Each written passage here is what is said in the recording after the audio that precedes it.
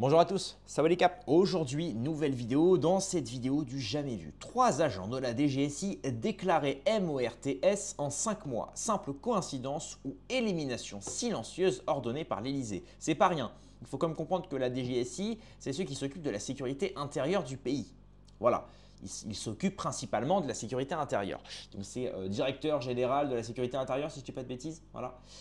Et après, il y a la sécurité extérieure, ce qui est autre chose. Donc là, c'est quand même dingue parce qu'on sait que c'est quand même des gens, la DGSI, c'est des gens qui sont formés, c'est des gens qui sont sérieux, etc. Est-ce qu'on n'est pas sur un modèle un petit peu à la Netflix concernant le FBI ou la CIA, vous savez, ces fameuses organisations qui justement n'hésitent pas, par exemple, à recruter certaines personnes pour des missions. Et en fait, c'est des missions d'une certaine manière, je ne peux pas dire le mot, mais c'est des missions qui relèvent de la mort subite. C'est-à-dire que vous allez faire un contrat pour faire telle mission avec le FBI et à la fin de la mission, quand ils n'auront plus besoin de vous, ils vont vous éliminer puisque vous en savez trop, puisque maintenant vous savez le secret d'État, puisque vous avez participé à une mission qui relève du secret d'État. Donc ils vous éliminent. Est-ce qu'on n'est pas sur le même scénario? Eh bien justement, c'est Asselineau aujourd'hui qui nous répond à cette question-là dans sa dernière FAQ, la numéro 64, qui est déjà 92 000 vues, bravo à lui, qui nous parle justement de ces fameuses disparitions, on peut dire ça comme ça, de plusieurs agents de la DGSI en moins de quelques mois. C'est énorme. Encore une fois, aucun média n'en parle en France, ni BFM, ni CNews. Ben non, Pascal Pro, il est trop occupé à parler du saucisson halal. Donc c'est sûr que c'est plus important que de parler de 3 agents ou 5 agents de la DGSI, non 3 agents de la DGSI qui sont retrouvés décédés en quelques mois. De mort naturelle, bien évidemment. Bah oui, je crois qu'il y a un peu de rhume en ce moment. Donc le rhume, hein, on sait, hein, c'est taquin le rhume, hein, je te jure. Allez, c'est parti. Avant de commencer, pouce bleu, abonnement, commentaire, ça fait plaisir. Si on atteint les 2000 likes, je propose qu'on invite Asselineau sur la chaîne. C'est possible. C'est possible. Je compte sur vous. C'est parti. De la DGSI en moins de 6 mois. Si vous étiez au pouvoir, demande Frédéric, quelles mesures mettriez-vous en place pour éviter un nouveau cas France Télécom Orange? Alors là, cette question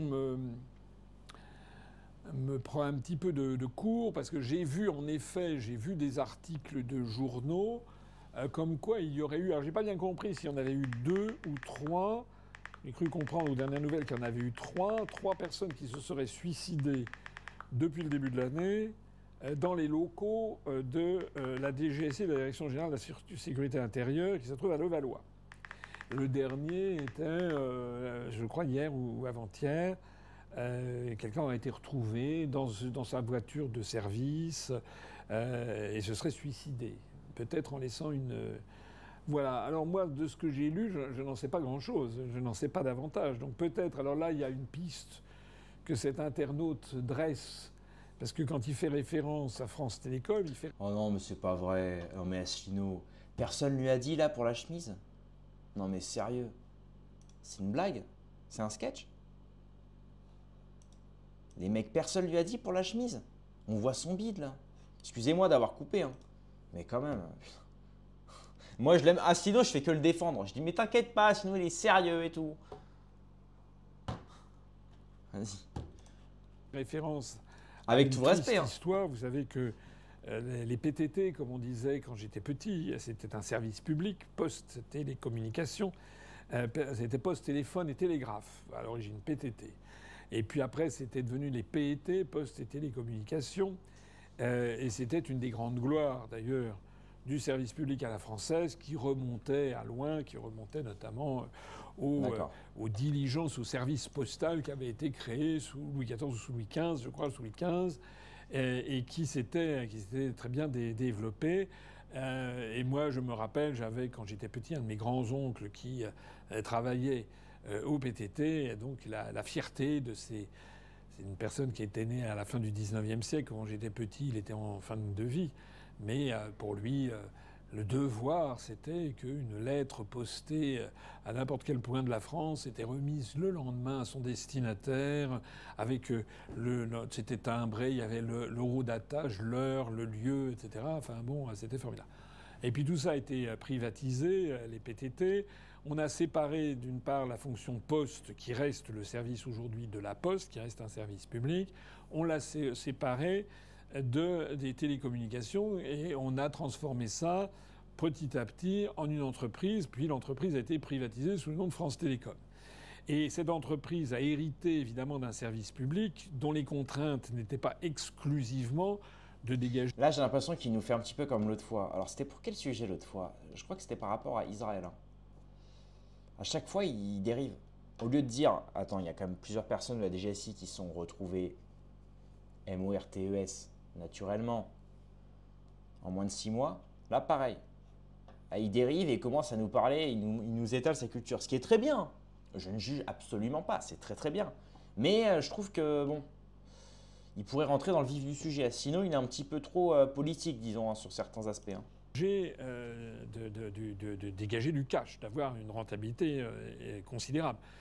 Les services publics n'ont pas normalement les mêmes contraintes de dégager de la productivité, puisque dans le cadre du service public, il y a justement un service du public. Par exemple le fait pour la SNCF d'avoir des lignes déficitaires pour assurer le service public, pour que des gens puissent aller dans leur village en train, même si ça coûte de l'argent, mais ça, c'est le contribuable qui paye. Donc ça, c'était la philosophie du service public, avec des services qui n'avaient pas... On essayait quand même qu'ils soient rentables, mais la rentabilité n'était pas nécessairement au premier rang des priorités. Et puis bon, avec la fin du XXe siècle, avec la montée en puissance de l'idéologie libérale, avec également le fait qu'il y en avait peut-être dans certains services publics qui se la coulaient un petit peu douce.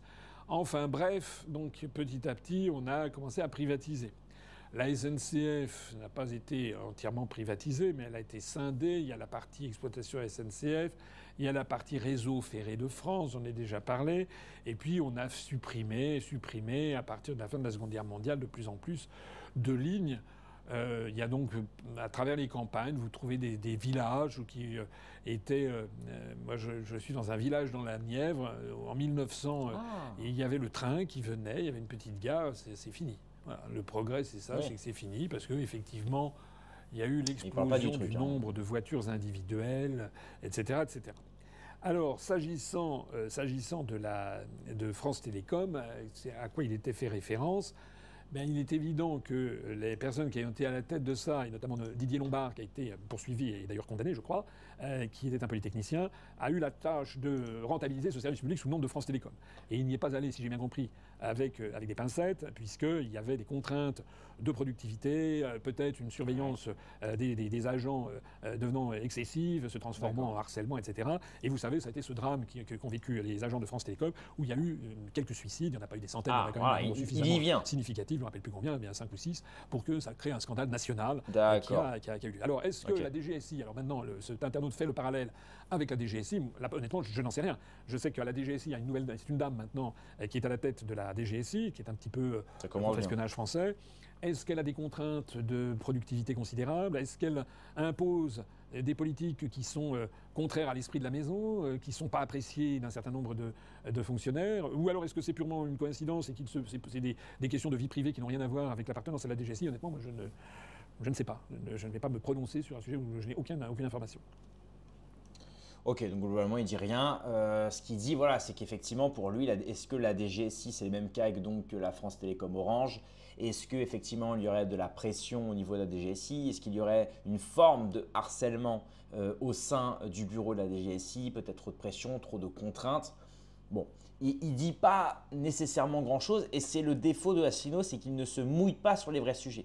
Souvenez-vous sur la question de la franc-maçonnerie, dans cette fameuse vidéo d'archives publiques, dans lesquelles il donne une conférence, à la fin il y a une série de questions-réponses. Et un internaute lui dit, voilà, il y a la franc-maçonnerie qui est très présente dans la République, qu'en pensez-vous? Et là il regarde sa montre et dit, bon, c'est l'heure d'aller manger. En se foutant en fait de la personne. Bon, récemment il y a répondu dans une de ces FAQ à laquelle on a réagi, si je ne dis pas de bêtises. Mais globalement, Asselineau, voilà, pour moi il est trop politicien, il est trop politique et il n'est pas assez… il manque un petit côté à la Trump, un côté un peu, bon, on se lâche quoi. Ce dont à Soral par exemple, Soral ou d'autres. Hein. Heureusement, le Média en 4K2 a fait un super article qui vient un petit peu combler ce que dit Asselineau. Je ne fais pas le boulot à moitié. Je ne vous aurais jamais laissé sur ça. Sur Asselineau chemise ouverte, bite devant la caméra qui vous dit bah, la DGSI, je sais pas. Non, non, non, non, non. Moi, non, non. Attendez, je ne fais pas les choses à moitié. Donc, le média 442 nous donne d'autres informations. Donc, un troisième fonctionnaire de la Direction générale de la sécurité intérieure, j'avais donc raison, a été retrouvé décédé de la tête aux crottes de nez lundi soir dans le parking souterrain du siège à Levallois-Perret. Officiellement, il se serait donné la MORT avec son arme de service. Donc là, c'est pas rien. On est sur typiquement un peu le même cas que les campagnards ou fut un temps, souvenez-vous, les gendarmes qui se donnaient la MORT avec leur arme de service sur leur lieu de travail. On est sur le même cas. Donc, quel est le point commun de ces trois métiers, gendarmes, DGSI et métiers agricoles, campagnards, paysans, disons, même si c'est un terme un petit peu familier, ce que je dis, ce qui n'est pas très respectable, c'est qu'en fait, surtout, ce sont des métiers assez durs dans lesquels il y a une grosse pression, de grosses heures de travail, on ne sait pas quand est-ce qu'on s'arrête. Ça peut être une des raisons. Ça peut être une des raisons. Pour l'instant, on ne part pas sur du complotisme. Pour l'instant, effectivement, statistiquement, c'est trois branches de métier dans lesquelles c'est assez complexe, c'est assez compliqué. Il ne s'agit pas d'un fait isolé. Effectivement, depuis janvier, 3 agents liés au service de renseignement ont perdu la vie dans des circonstances qualifiées de, je ne peux pas dire le mot, mais vous l'avez juste devant, dont 2 dans le sous-sol du siège de la DGSI. À cela s'ajoute une dizaine de, vous avez le mot, mais je ne vais pas le dire, enregistrés dans la police nationale sur la même période. Ah bah vous voyez, la concentration de ces drames dans un lieu censé incarner le cœur de la sécurité intérieure française. C'est vrai que c'est assez dingue. Ça, c'est assez dingue. Donc pour l'instant, on ne peut pas partir sur des pistes non plus rocambolesques. On ne peut pas fabuler parce qu'il n'y a pas à fabuler. Trop de coïncidences pour ne pas questionner, ce qui n'est pas faux, mais encore une fois, attention. Donc là, on essaye de rechercher les causes de la MORT et confier le dossier à l'Inspection générale de la sécurité intérieure, IGSI. Une lettre aurait été retrouvée au domicile de l'agent, renforçant l'hypothèse du, le mot que je ne peux pas dire, mais vous l'avez juste devant. Mais pour de nombreux observateurs, la répétition de ces gestes dans un lieu aussi stratégique soulève plus de questions qu'elle n'en résout. Voilà, donc quasiment dans le même bâtiment ou autour, 2 agents retrouvés MORTS dans les mêmes sous-sols, une vague de pression politique sans précédent sur des journalistes, des lanceurs d'alerte, des opposants. Ce qui n'est pas faux.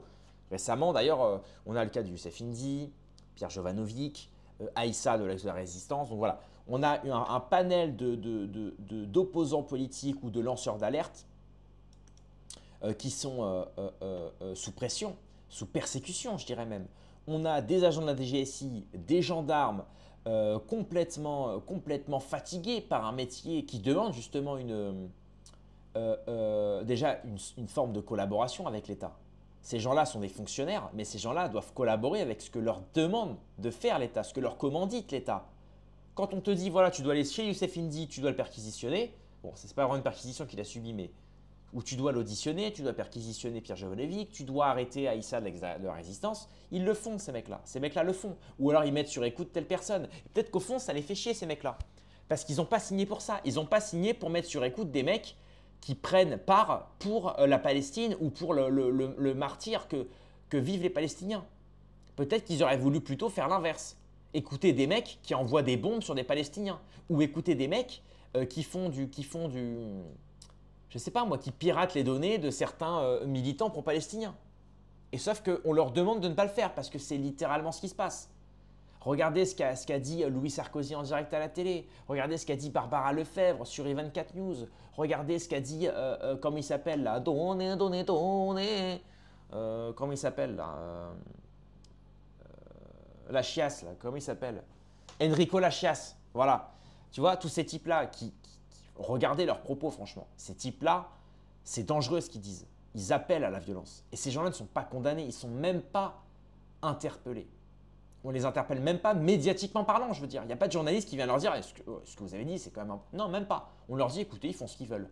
Et par contre, quand c'est 1/10 de ça, mais dans le sens inverse, donc quand c'est pour dire ce que font les Israéliens, avec 1/10 de la violence que eux, le camp d'en face, pratique, alors là, par contre, c'est perquis, c'est menottes, c'est touffe ton baltrou, c'est…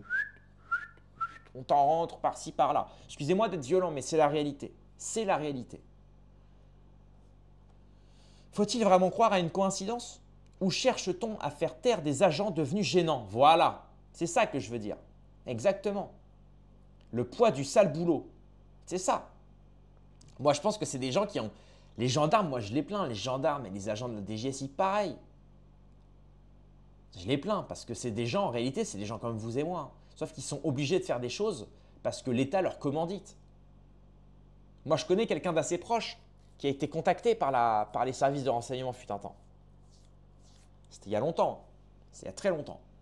J'étais encore un enfant, un minot, frérot. J'étais un minot.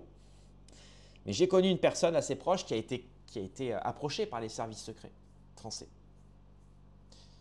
Parce qu'il avait les qualités pour. Et parce qu'il cherchait des gens à formater. Donc voilà. Et quand je me dis qu'une personne proche de moi a failli être recrutée, ça veut dire qu'il y a des gens typiquement normaux qui le sont.